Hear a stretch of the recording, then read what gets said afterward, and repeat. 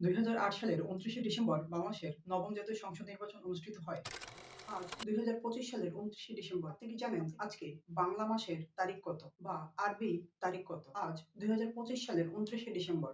বাংলা ১৩ই পৌষ ১৪৩২ বঙ্গাব্দ, আরবি ৬ রজব ১৪৪৬ হিজরি। দেখে নেই ২৯শে ডিসেম্বর ইতিহাসের গুরুত্বপূর্ণ ঘটনাগুলি। ২০০৮ সালের ২৯শে ডিসেম্বর বাংলাদেশের নবম জাতীয় সংসদ নির্বাচন অনুষ্ঠিত হয়, যেখানে আওয়ামী লীগের নেতৃত্বাধীন মহাজোট বিজয় লাভ করে। ১৮৮৫ সালের ২৯শে ডিসেম্বর ভারতের জাতীয় কংগ্রেসের প্রথম অধিবেশন অনুষ্ঠিত হয়। ১৫০৩ সালের ক্যারিকোনিয়ানোর যুদ্ধে স্পেনের কাছে ফ্রান্স পরাজিত হয়। ১৮৪৫ সালে টেক্সাস যুক্তরাষ্ট্রের ২৮তম অঙ্গরাজ্য হিসেবে যুক্ত হয়। ১৯৪০ সালে দ্বিতীয় বিশ্বযুদ্ধ চলাকালীন সময়ে এই ২৯শে ডিসেম্বরেই জার্মান লন্ডন শহরে বিমান হামলা চালায়। ২০১৫ সালের ২৯শে ডিসেম্বর বিশ্ব স্বাস্থ্য সংস্থা গিনিকে ইবোলা মুক্ত দেশ হিসেবে ঘোষণা করে।